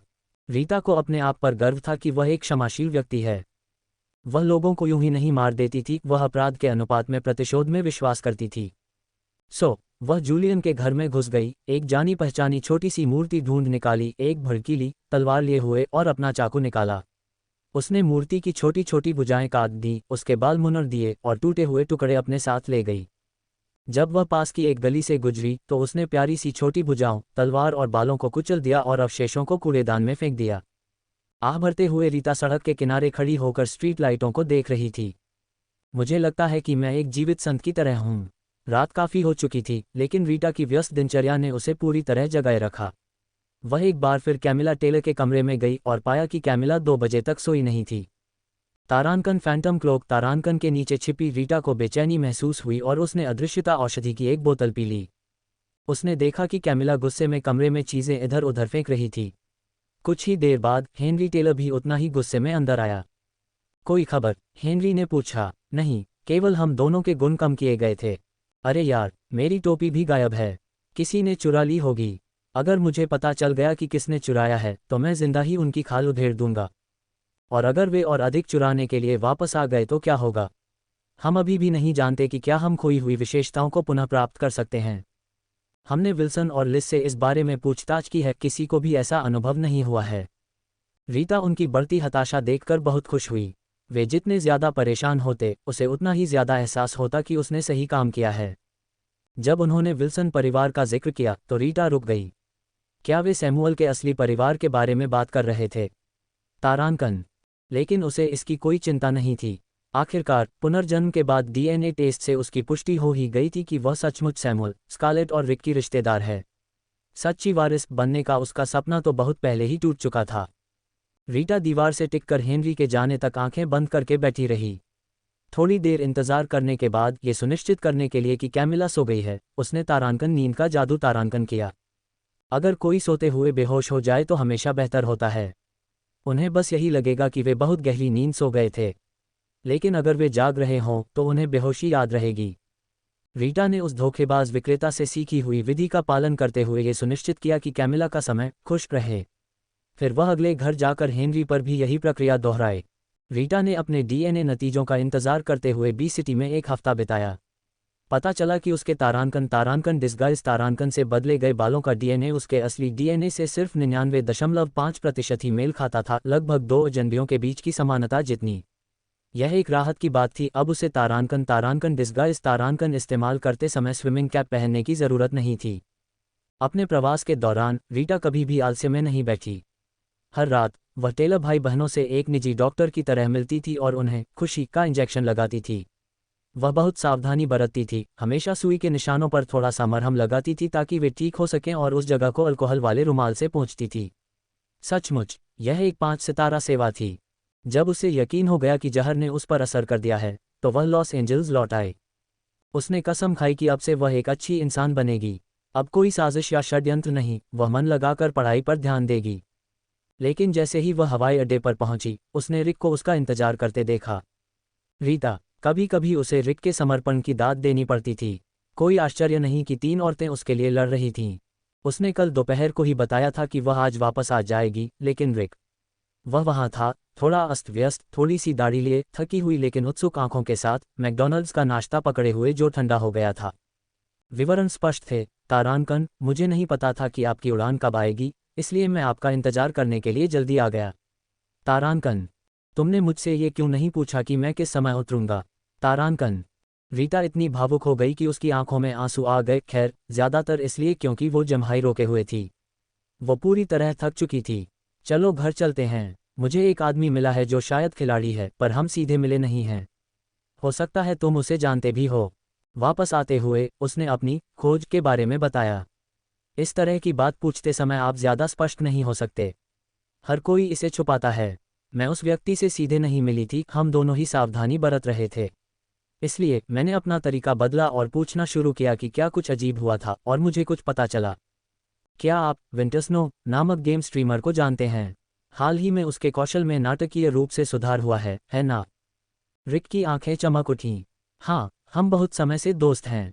हाल ही में हमारे गेमिंग ग्रुप के लोग उसके बारे में बातें कर रहे हैं, कह रहे हैं कि मानो उसने अचानक अपनी पूरी क्षमता खोज ली हो। रीटा ने सिर हिलाया। हाँ, जब मैं उस खिलाड़ी से बात कर रही थी तो उन्होंने जूलियन का भी जिक्र किया था। उन्हें शक है कि उसमें आवाज़ से जुड़ी कोई क्षमता है। मैंने उसके हाल के कुछ स्ट्रीम देखे हैं और हर बार जब वह खड़े हो जाओ, तुम कर सकते हो, मुझे तुम पर विश्वास है, जैसी बातें चिल्लाता है तो उसकी टीम अचानक बेहतर प्रदर्शन करने लगती है। रिक उलझन में लग रहा था। क्या? रीटा ने आगे बताया, मैंने आपको पहले भी दिव्य उपहारों के बारे में बताया था, है ना? वे अजीब और विविध हैं। मैं थोड़े समय के लिए किसी व्यक्ति के भाग्य को बदल सकती हूँ, इसलिए यह असंभव नहीं है कि किसी अन्य खिलाड़ी की क्षमता उसकी आवाज़ के माध्यम से दूसरों को प्रभावित कर सके। रीटा ने जूलियन की स्थिति रिक पर छोड़ दी। फिलहाल वह अभी भी एक सामान्य इंसान था और जूलियन के साथ अपनी दोस्ती को और भी करीबी रिश्ते में बदल पाता है या नहीं, यह उस पर निर्भर था। जब वे शहर वापस पहुंचे तो रीटा ने रिक को अपने छोटे से विला में वापस नहीं जाने दिया। उसे दूसरों का अपनी निजी जगह में दखल देना पसंद नहीं था। दरअसल वह जल्द ही विला बेचकर एक छोटा सा अपार्टमेंट खरीदने की योजना बना रही थी, जिसमें भविष्य में एक कालकोटरी पोर्टल बन सकता था। इस तरह चाहे वह अधिकारियों के साथ संसाधनों का लेन देन करे या खुद कालकोटरी खेती के लिए जगह रखे, यह एक समझदारी भरा कदम होगा। विल्सन के घर पर रात्रि भोजन के बाद उसने रिक के उसे वापस ले जाने के प्रस्ताव को ठुकरा दिया और अकेले ही अपने विला में लौट आए, एक बार फिर से अध्ययन में जुट जाने के लिए तैयार। पता चला कि अतीत में वह अव्वल छात्रा इसलिए नहीं थी क्योंकि उसे सही विषय नहीं मिला था। अगले कुछ समय तक रीटा ने खुद को लगभग धार्मिक उत्साह के साथ अध्ययन में समर्पित कर दिया। उसने अपने पास मौजूद हर कीमिया नुस्खे की बारीकी से समीक्षा की, शुरुआती और मध्यवर्ती दोनों स्तरों पर, साथ में दिए गए निर्देशात्मक वीडियो को बार बार देखा और मरे हुए प्रशिक्षक की हर हरकत को याद किया। सभी 400 रेसिपी देखने के बाद उसने शुरुआत से शुरू करके उन्हें दोबारा देखा। इस बार उसने देखा कि मरे हुए गुरु वीडियो के दौरान कभी कभी संक्षिप्त व्याख्याएं भी देते थे। रीटा ने सोचा, गुरुजी, आप दुश्मन की मदद कर रहे हैं। तारांकन। शायद एक सच्चे विद्वान के लिए मानव और मरे हुए छात्रों में कोई अंतर नहीं होता। जिस तरह भूत प्रेतों को युद्ध और यश की बजाय सिर्फ धन और व्यापार की परवाह होती थी, उसी तरह एक बार जब कोई व्यक्ति महान शिल्पकार के स्तर पर पहुंच जाता था तो वे बस अपने कौशल को आगे बढ़ाने को महत्व देते थे। उसने इस बारे में ज्यादा नहीं सोचा, बल्कि इस मौके का पूरा आनंद लिया। जब भी उसे कोई मानसिक बाधा महसूस होती, वह पड़ोस की बिल्लियों के लिए खाना बनाने बाहर निकल जाती। म्याऊं म्याऊं इनकी बिल्लियां अक्सर आती जाती रहती, लेकिन कोई भी कुछ दिनों से ज्यादा नहीं रुकती थी। यद्यपि उस क्षेत्र में स्थायी रूप से आवारा बिल्लियां रहती थीं, लेकिन वे कभी कभार ही भोजन के लिए रुकती थीं और वहां ज्यादा देर तक नहीं रुकती थीं। हालांकि रीता को बिल्लियां बहुत पसंद थीं, लेकिन उसने किसी को पालतू जानवर के रूप में रखने की कोई योजना नहीं बनाई थी। वह बहुत व्यस्त रहती थी, हमेशा अपने कामों के लिए भागती रहती थी। उसके पास अपने पालतू जानवर की देखभाल करने का समय नहीं था, जिसे नियमित देखभाल की जरूरत होती थी। मौजूदा व्यवस्था एकदम सही थी। वह अपनी पाककला का अभ्यास करते हुए अतिरिक्त हल्का मसालेदार मांस तैयार करती और उसे बाहर छोड़ देती। बदले में उसे अलग अलग बिल्लियों के साथ खेलने और दुलारने का मौका मिलता, और वह भी बिना किसी बिल्ली के मालिक होने की जिम्मेदारी के। यह एक खुला रिश्ता था बिल्लियों के साथ। हालांकि उसने जिन सामग्रियों का इस्तेमाल किया था वे असल जिंदगी में आम थीं, फिर भी उसके बनाए खाने में हल्का फुल्का निखार था। कुछ खाने से ताकत कुछ समय के लिए बढ़ गई तो कुछ से तेजी। रीता और बिल्लियों दोनों को नतीजे बहुत पसंद आए। हालांकि परलोक से सीखे गए कौशल सीधे उसके दिमाग में पहुंच जाते थे, जिससे वह एक निर्देशात्मक वीडियो जैसा लगता था, लेकिन उसका अनुसरण करना और खुद अभ्यास करना वैसा नहीं था। आखिरकार परलोक में ज्ञान सीधे उसके दिमाग में समा जाता था, जिससे सीखने की प्रक्रिया छोटी हो जाती थी और याददाश्त मजबूत होती थी। महज आधे साल के भीतर ही रीता एक नौसिखिया रसोइया से सैकड़ों व्यंजन बनाने में माहिर हो गई। बुनियादी बातों में महारत हासिल करने के बाद अब वह बिना किसी रेसिपी के खुद से खाना बना सकती थी। हालांकि इन व्यंजनों में कोई जादुई असर नहीं था, फिर भी इनका स्वाद लाजवाब था। उसने बहुत समय से टेक अवे ऑर्डर नहीं किया था। उसका खाना बाहर से मिलने वाली किसी भी चीज़ से कहीं बेहतर था, और कुछ व्यंजन कुछ मिनटों के लिए ही सही बढ़ी हुई एकाग्रता जैसे संकेत देते थे। बढ़ी हुई एकाग्रता के उन अनमोल पलों ने उसकी सीखने की क्षमता को काफ़ी बढ़ा दिया, जिससे वह उन कीमिया वीडियो की बारीकियों पर ध्यान दे पाई जिन्हें वह पहले अनदेखा कर देती थी। रीता को 1000 से अधिक ध्यानवर्धक कुकीज़ बनाने में आधा दिन लगा, और वह पढ़ते हुए उन्हें खाती रही। अगस्त तक रीटा ने अपनी कंपनी में वापसी और आधिकारिक तौर पर अपना अनुबंध समाप्त करने का समय भी निकाल लिया था। फिर उन्होंने मनोरंजन उद्योग से अपनी सेवानिवृत्ति की घोषणा कर दी। अपनी वर्तमान परिस्थितियों को देखते हुए लोगों की नज़रों से दूर रहना ही सबसे सुरक्षित विकल्प था। जूलियन की बढ़ती बदनामी के बारे में उसने रिक को जो कहानी सुनाई, वह पूरी तरह से झूठी नहीं थी। आखिरकार रिक का गेमिंग ग्रुप तो इस बारे में बात कर ही रहा था। गैर खिलाड़ियों को ऐसी बातें महज अफवाह लग सकती हैं, लेकिन जो लोग इस खेल के बारे में जानते हैं वे झटपट इस खेल के असली पहलुओं को समझ सकते हैं। उसे संदेह था कि उसके पिछले जीवन में भी जूलियन का अचानक लॉस एंजल्स में रिक के साथ रहने के लिए जाना इसी तरह के संदेह से प्रेरित था कि किसी ने उसके असामान्य व्यवहार को नोटिस किया था और उसने एक विश्वसनीय दोस्त के पास शरण ली थी। रीटा की सेवानिवृत्ति की घोषणा से ऑनलाइन थोड़ी हलचल मच गई। लोगों ने हाल ही में हुई उनकी पूर्व एजेंट की मौत की घटना को खंगाला और अनुमान लगाया कि क्या रीटा पर भी इस घोटाले का असर पड़ा है। रीटा ने अफवाहों पर प्रतिक्रिया देते हुए जो भी हो सका स्पष्टीकरण दिया। सिर्फ इसलिए कि उसे अपनी प्रसिद्धि की परवाह नहीं थी, इसका मतलब यह नहीं था कि वह लोगों को अपना नाम खराब करने देगी। मैं ठीक हूँ, मुझे कोई चोट नहीं आई। मैं बस थका हुआ महसूस कर रहा हूँ और एक ब्रेक लेना चाहता हूँ और वह जीवन जीना चाहता हूँ जो मैं सचमुच चाहता हूँ। नहीं, मैं अचानक अमीर नहीं बन गया या किसी अमीर परिवार में शादी नहीं कर ली। मैंने बस हिसाब लगाया और मेरी बचत आराम से जीवन जीने के लिए पर्याप्त है। हाँ, मैं अपने डिज़ाइनर बैग बेच रही थी। मुझे कभी उनकी परवाह नहीं थी। मुझे सिर्फ एक सेलिब्रिटी के तौर पर अपने काम के लिए उनकी ज़रूरत थी। अब जब मैं इंडस्ट्री छोड़ रही हूँ तो मुझे उनकी ज़रूरत नहीं है। अगर मैं सचमुच कंगाल होता तो मैं रिटायर नहीं होता। फिर भी आपकी चिंता के लिए धन्यवाद। कंपनी और मैं अच्छे संबंधों के साथ अलग हुए। नहीं, मेरा कोई अमीर बॉयफ्रेंड नहीं है। मुझे डेटिंग या शादी करने में कोई दिलचस्पी नहीं है। मैं किसी और का पैसा खर्च नहीं करना चाहती, मेरे पास अपने लिए ही काफ़ी है। रीटा ने इतने आत्मविश्वास के साथ बात की कि यह विश्वास करना कठिन था कि वह वही व्यक्ति थी जिसने कुछ सप्ताह पहले लोपेस परिवार से सोना लूटा था। अगस्त के अंत तक रीटा ने शुरुआती और मध्यवर्ती स्तर के लोगों के लिए कीमिया वीडियो 7 बार देख लिए थे। एक दिन उसने एक अजीब बात देखी। कई घंटों तक बिना कुछ किए सिर्फ वीडियो देखने के बाद उसका कीमिया अनुभव एक अंक बढ़ गया। यह एक छोटी सी बढ़त थी, लेकिन इसका मतलब था प्रगति। रीटा ने फिर से बुनियादी औषधियां बनाने की कोशिश करने का फैसला किया। इस बार सब कुछ अलग लगा। निर्देशों का चरण दर चरण सख्ती से पालन करने के बजाय वह ज़्यादा आज़ाद महसूस कर रही थी, मानो वह कुछ भी नया कर सकती थी। हालांकि परिणामी औषधियां अपने मूल नुस्खों से ज़्यादा अलग नहीं थीं। रीटा को ऐसा लग रहा था जैसे उसने आखिरकार कीमिया के असली द्वार पर कदम रख दिया हो। उस रात बाद में अपने रोज़ाना 3 सोने के सिक्के बनाने के लिए एक भूत में बदलने के बाद रीटा सो गई। हाल ही में उसने जोई और सांचेज के घर जाकर विशेषता अंक चुराना बंद कर दिया था। 1 महीने की निष्फल कोशिशों के बाद, संभवतः घटते प्रतिफल के कारण, उसने फैसला किया कि मूल्यवान औषधियों को बर्बाद करना उचित नहीं है। खेल के शुरुआती दौर में बुनियादी उपचार औषधियां भी अविश्वसनीय रूप से मूल्यवान थीं। इसके बजाय उसने आराम करने और अपनी ऊर्जा को पुनः चार्ज करने पर ध्यान केंद्रित किया तथा अगले दिन का उपयोग अधिक प्रभावी अध्ययन के लिए किया। लेकिन रीटा का अच्छा मूड सितंबर तक ज़्यादा देर तक नहीं रहा। रिक भी उसी विला समुदाय में रहने चले गए थे जो उनके अपने विला से सिर्फ 2 किलोमीटर दूर था। सैमुअल और स्कारलेट ने उसे रिक के नए घर पर गृह प्रवेश के रात्रिभोज के लिए भी आमंत्रित किया। विला की सुरक्षा चौकी उसकी चौकी से काफ़ी बड़ी थी और हालांकि घर खाली था, न कोई उपकरण, न कोई फर्नीचर, फिर भी खाना एक स्थानीय रेस्टोरेंट से मंगवाया गया था। अपने प्यारे भाई के लिए सच्ची खुशी का भाव लिए हुए रीटा ने किसी और के बोलने से पहले ही बोल दिया, मैं उपकरणों का खर्चा उठा लूंगी। सच में देने के लिए कुछ खास नहीं था। अगर वे चाहते कि वह इन गेम आइटम दे दे। खैर, थियोडोर की सादी सफ़ेद बेल्ट भी खुशी खुशी नहीं दी जाती, लेकिन कुछ लाख डॉलर अगले साल ये एक अच्छी कम स्तरीय नीली वस्तु खरीदने के लिए भी काफ़ी नहीं होंगे। वह रिक से ब्याज समेत सब कुछ ज़रूर वापस ले लेगी। रिक को देखते हुए उसमें कोई खास बदलाव नज़र नहीं आ रहा था। वह अभी भी निश्चित नहीं थी कि उसे रक्त के इंजेक्शन से एचआईवी हुआ है या नहीं। उसने इसकी जांच की थी और जानती थी कि इस बीमारी के लक्षण कई सालों तक नहीं दिखते, लेकिन वह चिंता से खुद को नहीं रोक पा रही थी। क्या होगा अगर संक्रमित रक्त की 3 नलियां उसे संक्रमित करने के लिए काफ़ी न हो? साथ ही बेहतर यही होगा कि रिक अनजान रहे। अगर उसे पता ही न चले कि वह संक्रमित है तो उसके लिए जोई को संक्रमित करना आसान हो जाएगा। जब रीटा ने रिक को वायरस का इंजेक्शन दिया तब तक उन्होंने विवाह पूर्व स्वास्थ्य जांच पूरी कर ली थी, इसलिए उसे संदेह नहीं हुआ कि कुछ गड़बड़ है। उसने रिक के छुए बर्तनों से बचने के बारे में कोई बखेड़ा नहीं खड़ा किया। आखिरकार वायरस लार से तो नहीं फैलता। हालांकि जब भी हो सके वह संपर्क से बचती थी, लेकिन खाना साझा करने जैसी छोटी सी बात पर शक करने का कोई मतलब नहीं था। अंततः जब रिक को पता चला कि वह संक्रमित है तो वह भी संभवतः उतना ही चिंतित होगा जितना कि जोई तब थी जब उसे पता चला कि उसका चावेज मुखौटा और गुण गायब हो गए हैं।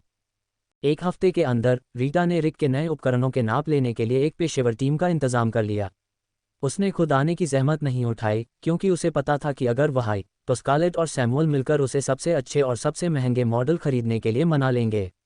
खैर, सबसे अच्छे उपकरण रिक के विला में तो नहीं जा रहे थे।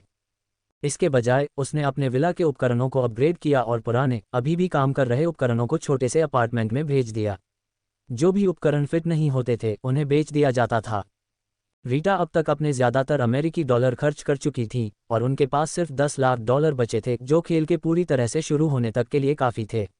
इस बीच हांगकांग में उनके खाते में अभी भी 80 करोड़ डॉलर थे। जितना ज़्यादा वह इस बारे में सोचती, उतना ही उसे गुस्सा आता। सैमुअल इतना अमीर था, फिर भी उसने उसे सिर्फ 500,000 देकर बेवकूफ़ बनाया था। यह एहसास होने पर कि तीसरे क्लोज्ड बीटा से पहले वह अपनी उन्नत कीमिया कौशल को पूरी तरह से निखार नहीं पाएगी, रीटा ने खुद को शांत करने का फैसला किया। खुद को पागल बनाने का कोई मतलब नहीं था। उसने सोचा कि अब उन 80 करोड़ रुपयों को खर्च करने का समय आ गया है। उसे कपड़ों, खाने या रहने की चिंता करने की ज़रूरत नहीं थी। न ही उसे अभी और कालकोठरी पोर्टल अपार्टमेंट की ज़रूरत थी। उसके पास पहले से ही 2 अपार्टमेंट थे और वह ज़्यादा से ज़्यादा इतने में ही काम चला सकती थी। कालकोठरियों को कभी भी रिफ्रेश किया जा सकता था, लेकिन उनकी कठिनाई और अलौकिक जीवों को छोड़ने के नियम अलग अलग थे। छोटे, निचले स्तर के कालकोठरियों में जीव केवल 24 घंटे जीवित रहने के बाद पृथ्वी में प्रवेश कर सकते थे। अधिक जटिल कालकोठरियों में जीवों को पार करने के लिए अधिक समय तक 3 दिन, 7 दिन, 1 महीना या यहाँ तक कि वर्षों तक जीवित रहना पड़ता था। जीव जितना शक्तिशाली होता, नियम उतने ही सख्त होते। कई कालकोठरी द्वारों की खोज तभी हुई जब जीव पृथ्वी पर आ चुके थे। सोने का क्या? उसके पास अभी भी 1473 सोने की ईंटें थीं, यानी 10,000 पाउंड से ज़्यादा। ब्लडमून सिटी के भूत बाजार में फिर से व्यापार करने के लिए उसे बस अगले बंद बीटा का इंतज़ार करना था। अगर वह भी काम नहीं आया तो उसे भूत व्यापारियों के आने का इंतज़ार करना होगा। जाहिर है, बहुत अधिक धन होना अपने आप में एक सिरदर्द था। विशेष वस्तुओं के लिए औषधियाँ या कच्चा माल जमा करने से भी ज़्यादा मुनाफा नहीं होगा। उसे ऐसे युद्ध से मुनाफा कमाने में कोई दिलचस्पी नहीं थी जिसका असर पूरे ग्रह पर पड़ने वाला था। हालांकि वह एक निस्वार्थ नायक नहीं बनने वाली थी, लेकिन वह निजी लाभ के लिए संसाधनों का संचय करने जैसा घृणित काम भी नहीं कर सकती थी। चून की जमाखोरी और कीमतें बढ़ाने का सवाल ही नहीं था, इसलिए और पैसा कमाना बेकार लग रहा था। बेहतर होगा कि कुछ और शहरों में जाकर अपनी सोने की ईंटें बेच दी जाएं। कुछ सोच विचार के बाद रीटा ने वैंकूवर की एक और यात्रा करने का फैसला किया। वह कुछ हथियार खरीदना चाहती थी, धनुष, क्रॉसबो या बाजार में उपलब्ध सबसे बेहतरीन बंदूकें। अगर खेल में घुसपैठ हुई और इनमें से किसी भी हथियार में बदलाव हुआ तो उसे बहुत मुनाफा होगा। 800 मिलियन कनाडाई डॉलर से 3,000 पाउंड सोना भी नहीं खरीदा जा सकता था। 180 ग्राम प्रति सोने के सिक्के के हिसाब से यह 8,000 से कुछ ज़्यादा सोने के सिक्के थे, जो मुट्ठी भर प्रसिद्ध धनुष और बंदूकें खरीदने के लिए काफ़ी थे। उसके पिछले जन्म में एक संग्राहक से एक पौराणिक हथियार आया था। खेल के आक्रमण के बाद वह जिस तलवार को रोज़ पॉलिश करता था, वह 3 विशेषताओं वाले एक उच्च स्तरीय हथियार में बदल गई। इसके लिए किसी स्तर की आवश्यकता नहीं थी, केवल आंकड़ों की आवश्यकता थी, जिससे ये बेहद मूल्यवान हो गया। यहाँ तक कि एक गिल्ड ने उसे इसके लिए 3,000 स्वर्ण पदक भी दिए थे, लेकिन उसने इसे बेचने से इनकार कर दिया। 20वें स्तर के पौराणिक हथियार के लिए भी यह कीमत बहुत ज़्यादा थी। लोपेस परिवार ने भी इसे खरीदने की कोशिश की थी, लेकिन उन्हें मना कर दिया गया था। फिर भी कुछ देर बाद रीटा ने वही तलवार माटेओ के हाथों में देखी। विल्सन परिवार को ये बताकर कि वह खिलाड़ियों की जांच करने वैंकूवर जा रही है, जो उसका सबसे आम बहाना था, रीटा उसी रात वहां से निकल गई। उसने एक दलाल से मुलाकात की और उसे मशहूर धनुष, क्रॉसबो और उच्च स्तरीय आग्नेयास्त्रों पर नज़र रखने को कहा। यहाँ तक कि उसने अपनी तारांकन चावेज़ घड़ी तारांकन का इस्तेमाल करके उसे ये तारांकन अंतर्दृष्टि तारांकन दी कि वह एक साधारण दलाल है जिसके पास कोई दैवी वरदान नहीं है। जड़ी बूटियों, कपड़ों या फर पर 80 करोड़ खर्च करने के लिए हर चीज़ के भंडारण के लिए एक गोदाम खरीदना पड़ता। लेकिन जब बात इतिहास या विरासत से जुड़े हथियारों की आती तो 80 करोड़ खर्च करना 8,000 खर्च करने जैसा लगता। उन्होंने 3 प्रसिद्ध धनुष और 5 क्रॉसबो खरीदे और इस प्रक्रिया में $1 अरब खर्च किए। जब ये खबर फैली कि एक धनी संग्रहकर्ता शहर में आकर उच्च स्तरीय हथियार खरीद रहा है, तो रीटा एक और सप्ताह वहां रुकी और 15 और धनुष तथा 21 क्रॉसबो एकत्र किए। कुल मिलाकर उन्होंने 21 धनुषों और 27 क्रॉसबो पर 5 अरब कनाडाई डॉलर खर्च किए। शायद यह उसकी किस्मत का कमाल था, लेकिन वह 2 उल्कापिंड हत्थे वाली पिस्तौलें भी खरीद पाए। ये वो हथियार थे जिन्हें लेकर वह सबसे ज़्यादा उत्साहित थी। हालांकि उसने अपने पिछले जन्म में किसी पिस्तौल के उच्च स्तरीय हथियार में बदलने के बारे में नहीं सुना था, लेकिन वह सब कुछ नहीं जान सकती थी। और होशियार लोग अक्सर अपनी सबसे अच्छी चीज़ें छिपाकर रखते हैं। कई हथियारों के लिए उत्परिवर्तन के बाद स्तर की ज़रूरतें होती थीं, इसलिए अगर वे उच्च स्तरीय वस्तुओं में बदल भी जाते तो भी वे तुरंत इस्तेमाल करने लायक नहीं होते। शायद यही वजह थी कि उसने उनके बारे में सुना ही नहीं था। असली उल्कापिंड पिस्तौलें एक अमेरिकी हथियार निर्माता द्वारा विशेष रूप से निर्मित की गई थीं, जो अनुमानतः 4.5 अरब वर्ष पुराने उल्कापिंडों से बनाई गई थीं। केवल 2 ही बनाई गईं और उन्हें तुरंत एक अमेरिकी संग्रहालय को दान कर दिया गया। कई धनी संग्रहकर्ता उन्हें पा भी नहीं पाए। लेकिन जब तक मांग रहेगी तब तक कोई न कोई ऐसा व्यक्ति अवश्य होगा जो अधिक उत्पादन करने को तैयार होगा। उल्कापिंड हालांकि दुर्लभ हैं, लेकिन पूरी तरह से अप्राप्य नहीं हैं।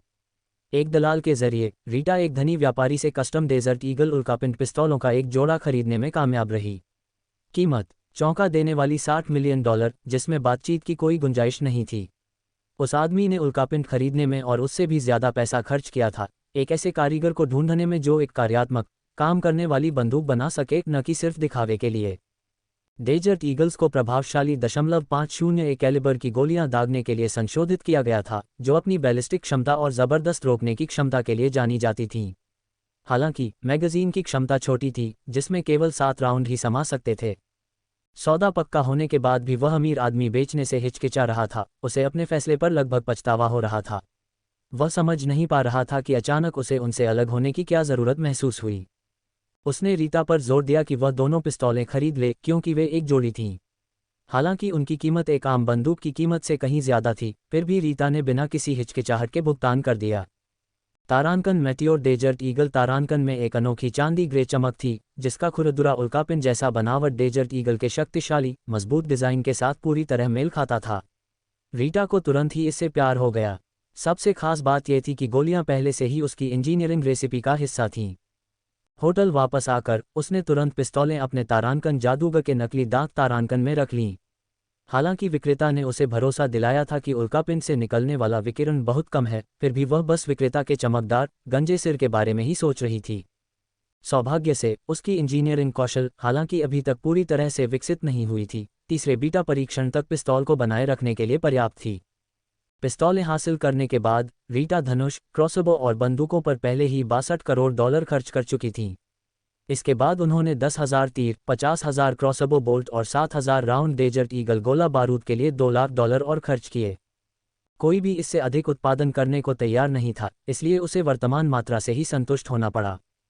जब उसके पास सिर्फ 1 अरब से ज्यादा पैसे बचे थे, तो उसने अपनी खरीदारी में विविधता लाने का फैसला किया। रीटा ने तरह तरह की तलवारें और ढालें भी खरीदीं।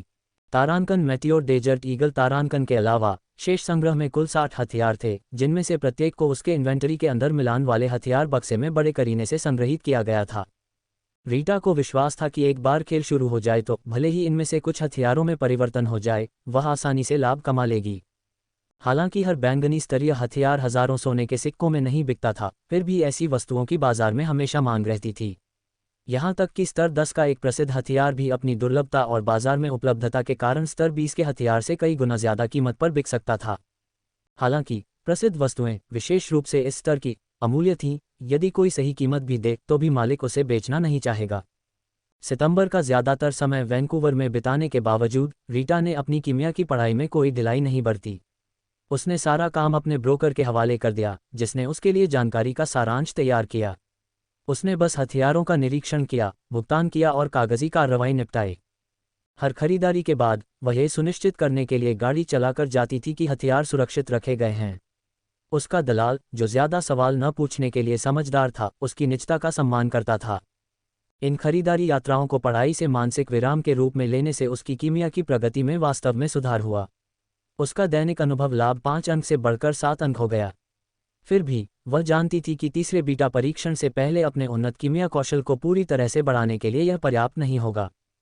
बात करें तो तीसरा बीटा तारांकन 10 अक्टूबर तारांकन को तय हुआ था और रिक की जोई से शादी तारांकन 18 अक्टूबर तारांकन को तय हुई थी।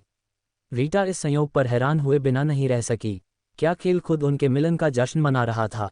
दूसरे बीटा से ठीक पहले उनकी सगाई हुई थी और अब तीसरे बीटा के ठीक बाद उनकी शादी हो रही थी। रीटा ये सुनिश्चित करने के लिए दृढ़ थी कि रिक तीसरे बीटा से पूरी तरह चूक जाए। तारांकन 1 अक्टूबर तारांकन को रीटा लॉस एंजल्स लौट आईं। उनका पहला काम अपने म्याऊं म्याऊं में बिल्लियों को एक खास दावत देना था। उनकी अनुपस्थिति में एक स्वचालित फीड बाहर रखा गया था, जिसमें उच्च गुणवत्ता वाला बिल्ली का खाना भरा हुआ था। हालांकि यह उनके द्वारा खुद बनाए गए खाने जितना स्वादिष्ट नहीं था, फिर भी इससे बिल्लियां तृप्त रहती थीं। उसने जमीन पर गर्म मांस शोरबे के कटोरे रखे और पीछे की सीढ़ियों पर बैठकर एक कछुआ और एक बिल्ली को भोजन के लिए झगड़ते हुए देखने लगी। हालांकि बिल्लियों में से किसी ने भी उसके लिए कोई उपहार नहीं लाया था, रीता को उनकी मेज़बानी करने में सुकून मिलता था। यह उसके लिए तनाव दूर करने का एक जरिया बन गया। जब वह गहरे विचारों में डूबी होती तो अक्सर चुपचाप बैठी बिल्लियों को आते जाते देखती रहती। रिक अब उसी विला समुदाय में रह रहा है, इसलिए अजनबी आसानी से अंदर नहीं आ सकते। जोई ने रिक का फ़ोन एन्क्रिप्ट कर दिया था और दूसरे बीटा के दौरान उसे हैक करने का उसका पिछला तरीका अब काम नहीं करेगा। रिक के इस कदम के बारे में बहुत कम लोगों को पता था और हालांकि उसका अच्छा दोस्त जूलियन लॉस एंजल्स आ गया था, रिक ने उसे बस एक छोटा सा अपार्टमेंट किराए पर दिया था जहां वह काम करता था। ये पिछली बार की घटना से अलग था जहां जूलियन विल्सन परिवार के घर पर रुका था। इस कवर के बिना रिक आसानी से दोष किसी और पर नहीं मर सकता था। कुछ सोच विचार के बाद रीटा ने तय किया कि उसे बीटा अवधि के दौरान अपने लिए एक बहाना बनाना होगा। तारांकन फैंटम शिफ्ट तारांकन 60 एमपी की रिकवरी करने वाले बेसिक मैना पोशन और 500 एमपी की रिकवरी करने वाली अपनी तारांकन बॉटमलेस कॉफ़ी तारांकन के साथ वह सैद्धांतिक रूप से कहीं भी यात्रा कर सकती थी। 200 के अपने बेस मैना और पोशन के साथ वह तब तक यात्रा कर सकती थी जब तक उसका शरीर ठीक था। बेशक ये सिर्फ सिद्धांत था, उसे अभी भी यकीन नहीं था कि उसका शरीर और दिमाग बार बार टेलीपोर्ट होने के तनाव को कितनी अच्छी तरह झेल पाएगा। 4 तारीख की रात रीटा विल्सन परिवार के विला पर आए। हालांकि तकनीकी रूप से यह रिक का नया घर था, सैमुअल और स्कारलेट दोनों भी वहां रहने आ गए थे। मैं जियांगचेंग जाने के बारे में सोच रही थी, उसने सहजता से कहा। परिवार अब तक उसकी लगातार यात्राओं का आदी हो चुका था, लेकिन रीता सिर्फ यही कहने नहीं आई थी। वह ज्यादा गंभीर स्वर में बोली, मुझे बंद बीटा के बारे में कुछ जानकारी मिली है। पहला 2 फरवरी को था और दूसरा 6 जून को। हम में से कुछ लोगों को लगता है कि अगर तीसरा बीटा होगा तो वह भी इसी पैटर्न पर चलेगा। तारांकन 9 सितंबर तारांकन को कुछ नहीं हुआ, लेकिन हमें लगता है कि तारांकन 10 अक्टूबर तारांकन या तारांकन 11 नवंबर तारांकन महत्वपूर्ण तारीखें हो सकती हैं। आपको उन दिनों अपना फ़ोन 24/7 अपने पास रखना होगा। रिक के मन में कृतज्ञता का भाव उमड़ आया। पहली बार उसे रीटा के साथ एक सच्चा भाई बहन का रिश्ता महसूस हुआ। सैमुअल और स्कारलेट भी भावुक हो गए। बेशक रीटा किफ़ायती थी, लेकिन जब बात बड़े पैमाने की आती थी तो वह उदार और भरोसेमंद थी। रिक ने गंभीरता से सिर हिलाया। मैं समझ गया। उसने रीटा का हाथ थाम लिया और ईमानदारी से कहा, शुक्रिया। जोई ने उसे कुछ नहीं बताया था। उसे यकीन नहीं था कि लोपेस परिवार अपने सारे संसाधनों के बावजूद ऐसी ही जानकारी नहीं जुटा पाया होगा। फिर भी रीटा ने उसे यह बात बताने के लिए अपनी तरफ से पूरी कोशिश की थी। रीटा ने उसका हाथ थपथपाया। अगर हम सब खिलाड़ी बन जाएं, तो लोपेस परिवार में तुम्हारा दबदबा बढ़ जाएगा। कोई जोखिम मत लो और मुझे ये भावुक बकवास मत दो, मैं जाती हूँ। रिक ने घर जाने से पहले रीटा को उसके विला तक छोड़ने पर जोर दिया।